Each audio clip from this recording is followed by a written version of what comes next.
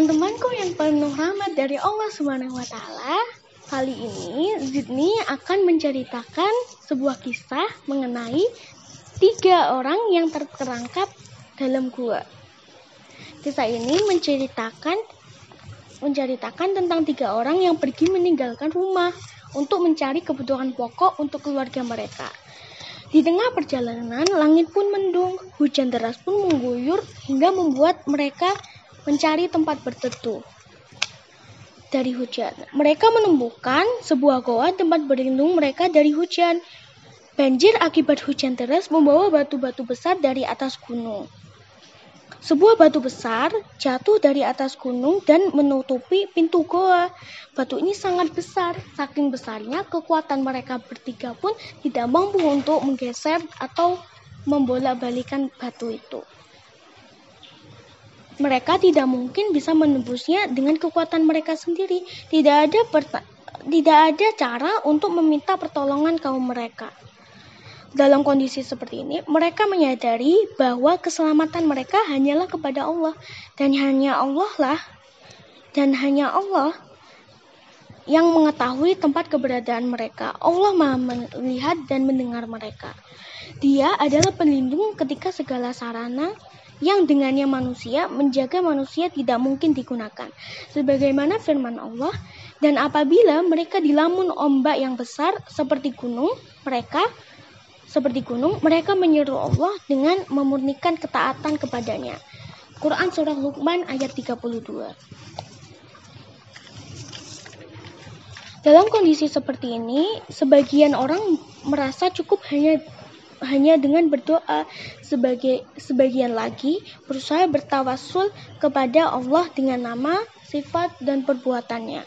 Dan sebagian yang lain bertawassul kepadanya dengan amal-amal solih. Akhirnya ketiga orang yang terjebak itu masing-masing bertawassul dengan amalnya yang paling mujarab yang dia lakukan kepada Allah. Karena Allah. Orang pertama bertawassul dengan birrul walidain. Orang ini adalah salah satu seorang pengembala, dan para penggembala bergantung kepada susu domba, sapi, dan unta mereka.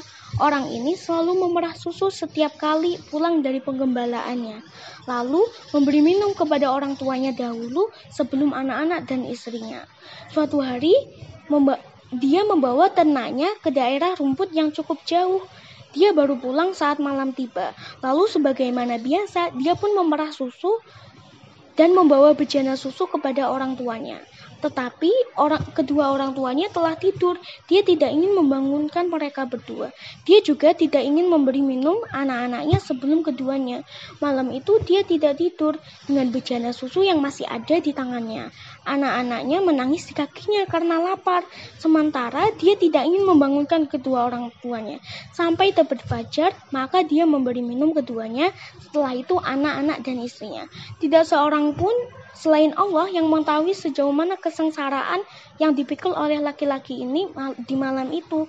Perkaranya tidaklah mudah baginya. Dia seorang penggembala dan telah berjalan jauh dari desanya. Maka hal itu tentu melelahkan dan merepotkannya. Ditambah dia belum makan malam dan anak-anaknya merengek di bawah kakinya. Betapa pedihnya seorang ayah jika melihat anaknya menangis kelaparan. Orang kedua bertawassul kepada Tuhannya dengan rasa takutnya kepadanya. Itulah yang membuatnya ia menghindari zina dan menahan nafsu. Orang ketiga bertawassul dengan penjagaannya terhadap harta pegawai yang pergi meninggalkan hartanya. Dia mengembalikan hartanya itu hingga melimpah. Setelah kepergian yang cukup lama, pegawai itu datang dan meminta haknya yang tidak seberapa. Orang ketiga ini memberikan seluruh harta hasil pengembangannya, hartanya sedikit. Dia menerimanya dan tidak meninggalkan sepeser pun. Masing-masing telah menyebutkan amal solih yang dilakukannya kepada Allah dan didukung dengan doa kepada Allah agar diberi kemudahan dalam kesulitan. Setiap kali salah seorang menyebutkan amalnya dan memohon kemudahan, batu besar itu bergeser sedikit. Sehingga ketika orang ketiga menyebutkan amalnya dan perbuatannya, maka batu itu bergeser sepenuhnya dan mereka bisa keluar dengan selamat. Amal-amal solih mereka yang dengannya Allah menyelamatkan mereka, menunjukkan bahwa mereka adalah orang-orang yang baik dan bertakwa di sisi lain, ini menunjukkan bahwa amal tersebut dicintai oleh Allah. Nah, teman-teman, dari kisah ini kita mendapatkan hikmah, jangan malas untuk selalu melakukan perbuatan yang baik dan diridhoi oleh Allah. Sebab perbuatan yang baik itu insya Allah akan menjadi amal solih bagi kita dan bisa menyelamatkan kita kelak. Sampai jumpa di kisah-kisah selanjutnya. Semoga kita selalu dikuatkan iman, ihsan, dan Islam, sehingga senantiasa melakukan amal solih yang diridhoi oleh Allah. Wabillahi taufik wal hidayah. Wassalamualaikum warahmatullahi wabarakatuh.